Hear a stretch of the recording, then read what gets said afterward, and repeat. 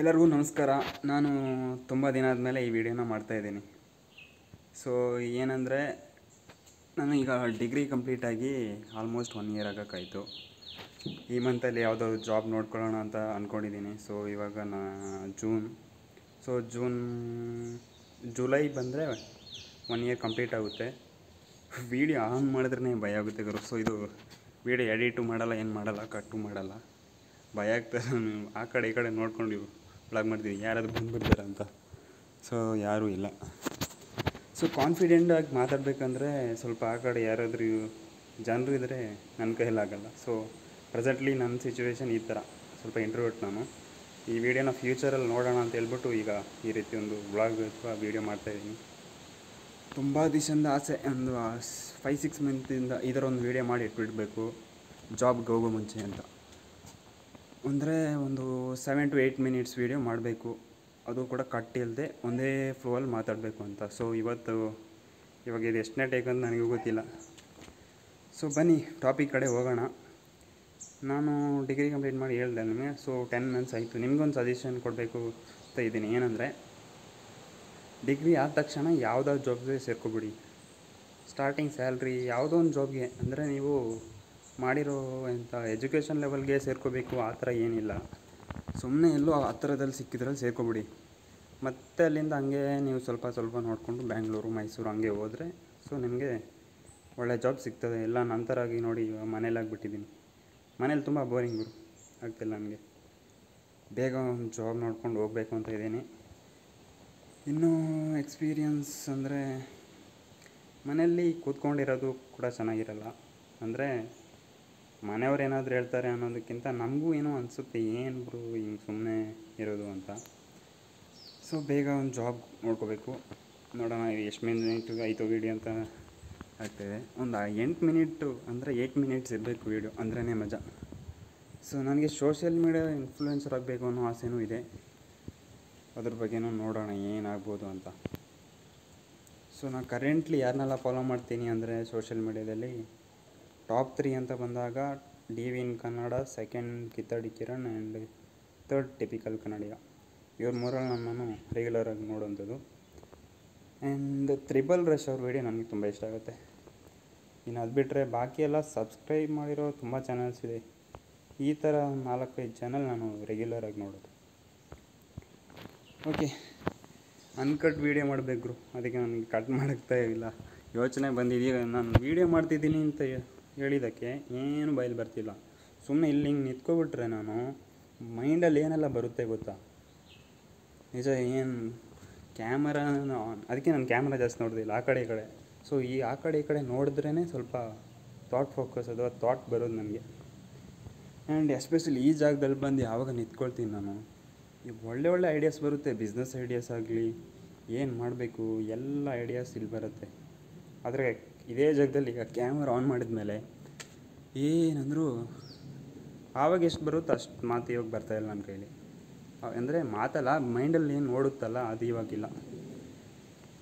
And ಈ video ಮಾಡ್ತಾ ಇರೋದು ನೀವು ಏನು ನೋಡಿ ಆ ರೀತಿ ಏನಲ್ಲ. ಸುಮ್ಮನೆ ತಮ್ನೇಲ್ ಮಾಡಿ ಹಾಕಿದ್ದೀನಿ ಅಂದರೆ ನೀವು ಟೈಟಲ್ ತಮ್ನೇಲ್ ನೋಡ್ಬಿಟ್ಟು ಬಂದಿರ್ತೀರ. ಒಬ್ಬೊಬ್ಬರು ವಿಡಿಯೋ ನೋಡ್ತೀರಾ ಅಂತಲೂ ಗೊತ್ತಿಲ್ಲ ನನಗೆ.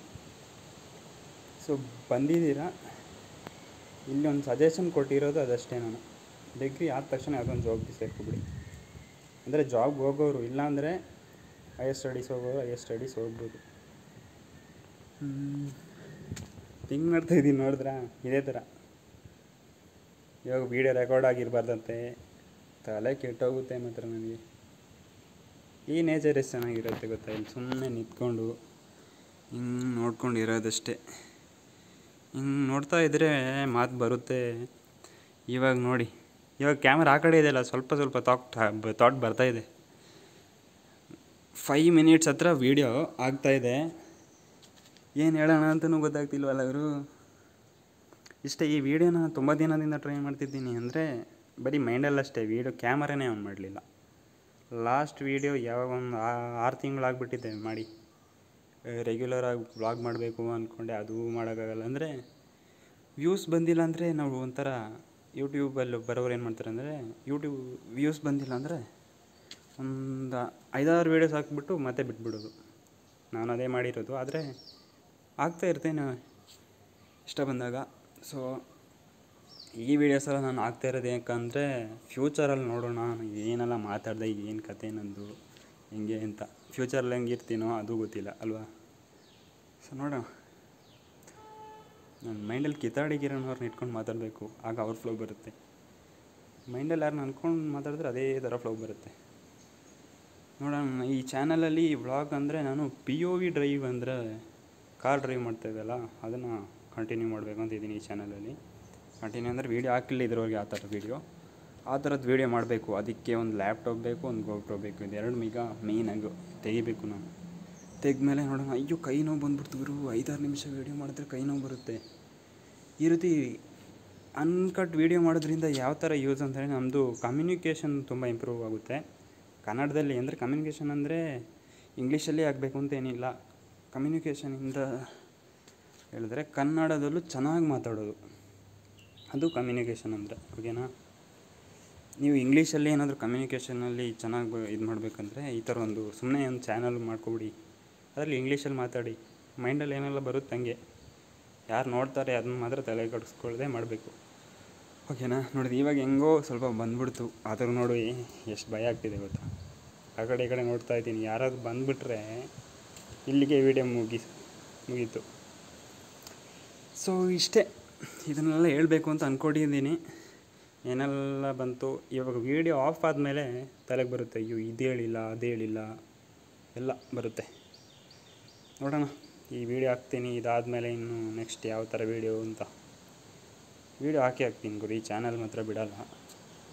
ನೆಕ್ಸ್ಟ್ POV ಡ್ರೈವ್ ಒಂದು ಪ್ಲ್ಯಾನ್ ಇದೆ, ಆ ಪ್ಲ್ಯಾನ್ ಮಾಡಿ ಅದರಲ್ಲಿ ಯಾವ ಥರ ಆಗುತ್ತೆ ನೋಡಿ. ಸೋಷಲ್ ಮೀಡಿಯಾ ಒಂದು ಸಲ ಆದರೂ ಒಂದು ಪೇಮೆಂಟ್ ತಗೋಬೇಕು ಯೂಟ್ಯೂಬಿಂದ ಅನ್ನೊಂದು ಆಸೆ ಇದೆ. ಫ್ಯೂಚರಲ್ಲಿ ಏನಾಗುತ್ತೋ ಈ ವಿಡಿಯೋ ಇದ್ದರೆ ನಾನೇನಾದರೂ ಫೇಮಸ್ ಆದರೆ ಯೂಟ್ಯೂಬಲ್ಲಿ ನೋಡೋಣ. ಆವಾಗ ರೀಲ್ಸಲ್ಲಿ ಇದನ್ನೆಲ್ಲ ಎಡಿಟ್ ಮಾಡಿ ಹಾಕೋಕ್ಕೆ ಚೆನ್ನಾಗಿರುತ್ತಲ್ಲ, ನೋಡೋಣ ಏನಾಗ್ಬೋದು ಅಂತ. ಸೊ ಇಲ್ಲಿಗೆ ಈ ವಿಡಿಯೋನ ಎಂಡ್ ಮಾಡ್ತಾಯಿದ್ದೀನಿ. ನಾನು ಸಿಗ್ತೇನೆ ಮುಂದಿನ ವೀಡಿಯೋದಲ್ಲಿ. ಪ್ರಾಬಬ್ಲಿ ಅಲ್ವಾ, ಯಾವುದಿದ್ರೂ ಪ್ರಾಬಬ್ಲಿ ವರ್ಡ್ ಯೂಸ್ ಮಾಡಲೇಬೇಕು. ನೆಕ್ಸ್ಟ್ ವ್ಲಾಗಲ್ಲಿ ಯಾರು ಇರ್ತಾರೋ ಯಾರು ಇಲ್ವೋ. ಸೊ ಸಿಗೋಣ ಗುರು, ಟೇಕ್ ಕೇರ್, ಬಾಯ್ ಬಾಯ್.